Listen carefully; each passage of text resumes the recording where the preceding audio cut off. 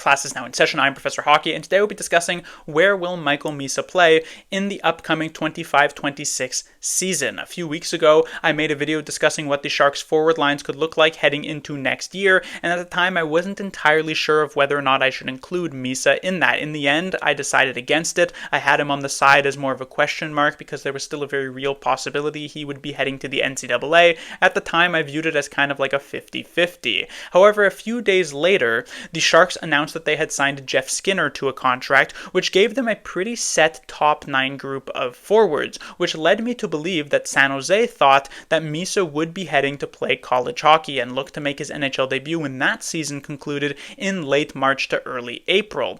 At the time, I thought there was a pretty good chance of that being the case, but a lot of time has passed since then. We now sit in early August, and there has yet to be any sort of official confirmation about Misa committing to the NCAA. That doesn't exclude the possibility of that still occurring. It is certainly possible that tomorrow an announcement comes out and he's heading to like Boston University or one of these types of teams.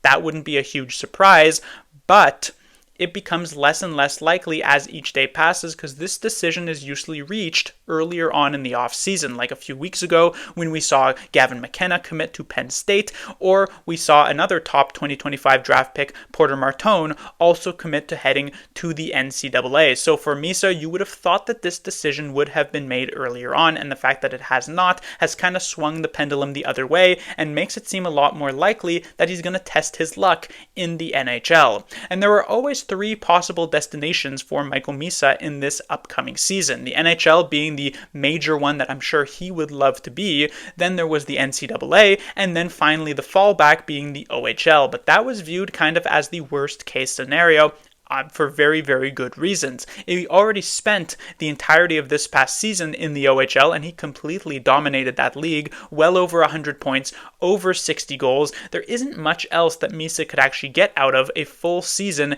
in the OHL, especially when you consider the fact that he will not only be a year older, but that the OHL is likely to be a good bit worse because of the departure of so many of its top players, as I mentioned with Porter Martone heading to college hockey instead.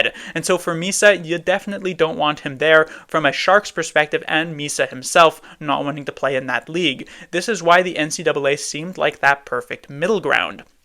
Instead of going up against 16 and 17-year-old players on a consistent basis, you instead find yourself more in the 20 to 21 year age range, which gives yourself a much more physically mature game and also a much more structured game. In the OHL, it is a lot more run and gun. Teams can combine for like 15 plus goals in certain games. You don't see this happen in the NCAA. Scoring is a lot more reasonable. Players aren't putting up 100 plus points or 60 plus goals. That's just simply not the case.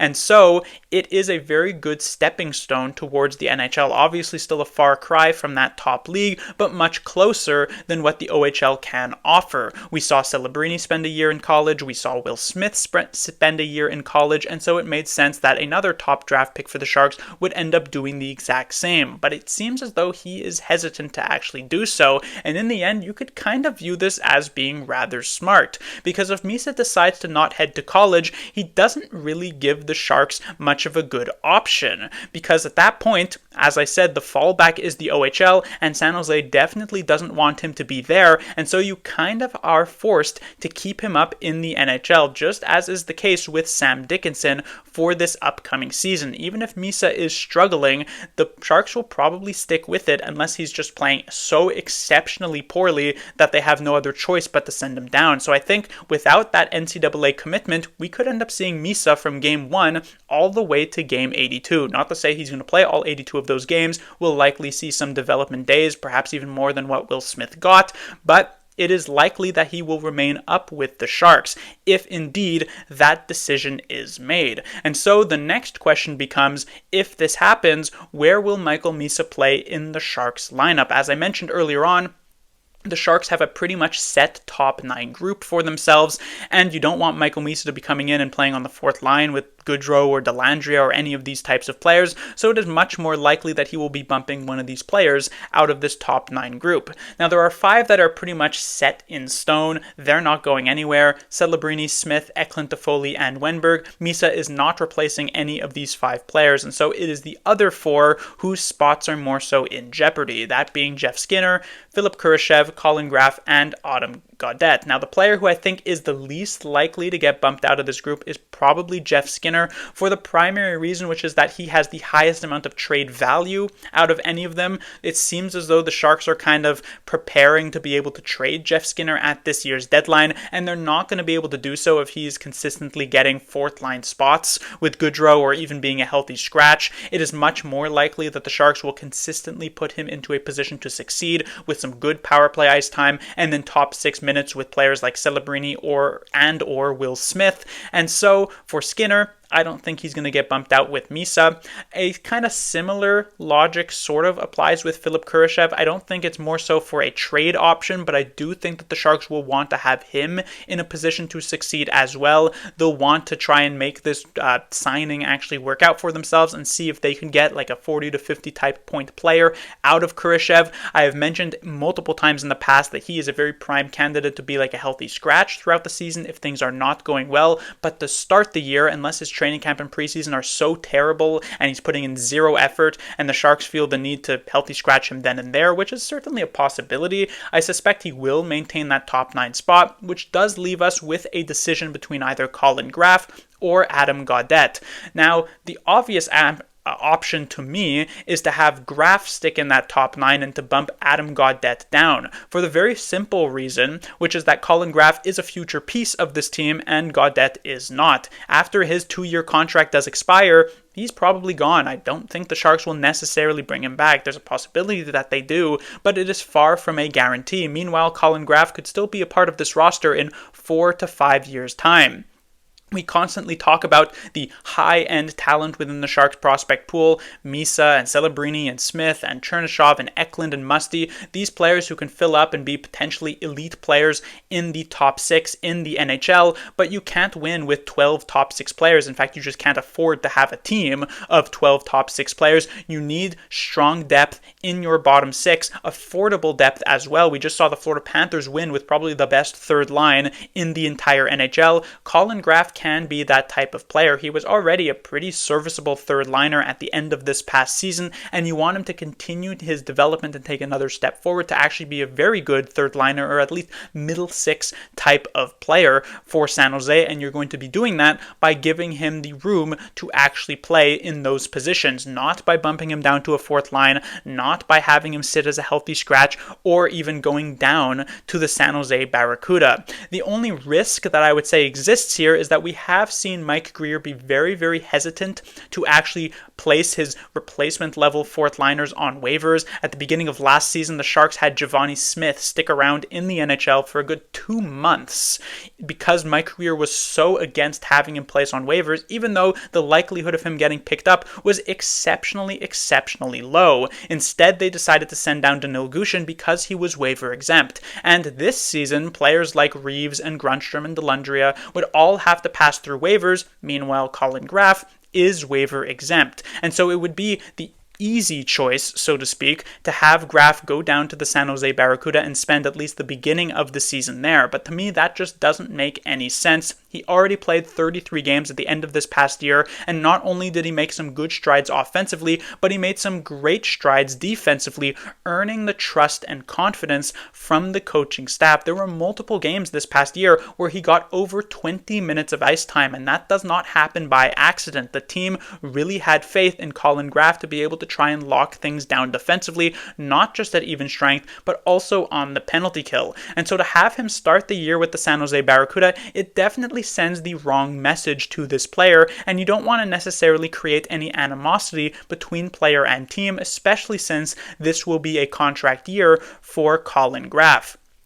And so it makes a lot more sense to have him stick up in the top 9, play on the second or even the third line with the Sharks, and have Gaudette drop to the fourth. I understand the reasoning here where Gaudette probably signed a contract with the Sharks because there seemed to be more room to play up the lineup and that he thought he might end up getting more ice time on a weaker San Jose Sharks team. But unfortunately, sometimes things don't work out as you planned. And at the end of the day, Gaudette on an actual good NHL team, like if he were on the Florida Panthers, he would be a fourth liner, no questions asked. And so this should not be a completely unfamiliar position for him, not to mention the fact that even if he does start the season on that fourth line, it's not exactly a death sentence. It might seem that way when you have to play with Barclay Goodrow, but it is he's certainly going to end up being the player who does get bumped up the lineup in case of injuries occurring, which is likely to happen, or if a player like Kurashev does end up getting healthy scratched, or if Misa ends up at the development day. So Gaudette, you're not going to be spending the entirety of the season on the fourth line, so that flexibility does exist, but that's probably where he should be when the Sharks have their fully healthy lineup, and Misa is a part of that. Now, where Misa will actually end up going when it comes to these actual lineups, well, you probably would have him on the third line, which would normally look pretty bad, especially in the context of last season. If we recall back to last year with Will Smith on the third line, that meant that he was playing with Luke Kunin and Barclay Goodrow, which obviously was not a very good setup for him at all. It's not as though Smith was doing himself many favors at the beginning of the season, where he was struggling as well, but Kunin and Goodrow were not going to be helping him out in any which way.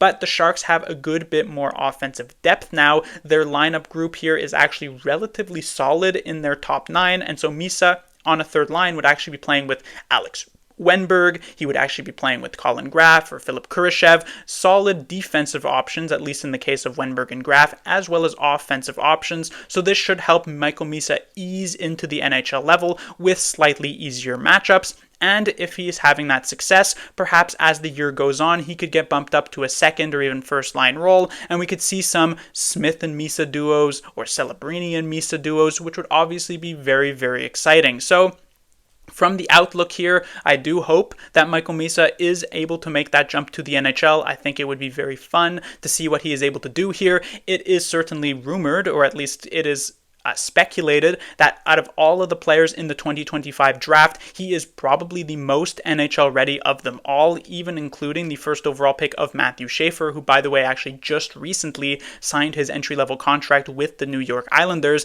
And so it certainly wouldn't be out of the ordinary to see Misa make that jump to the NHL, and hopefully that does end up happening. Now, when we will actually get this type of decision, it is hard to say.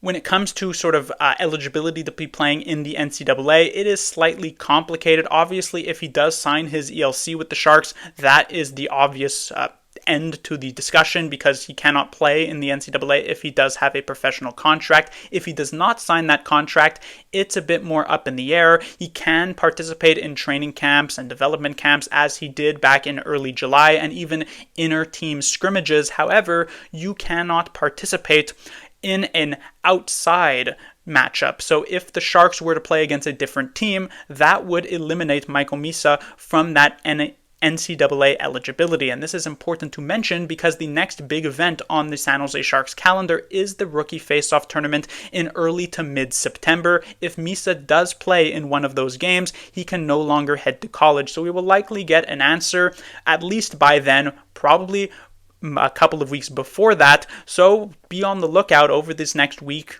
2 weeks, 3 weeks for news about where Michael Misa does end up next season, and let us cross our fingers that it could be in the NHL. Maybe that's not his necessarily best landing spot. Perhaps college is better, but it's certainly the most fun. Class dismissed.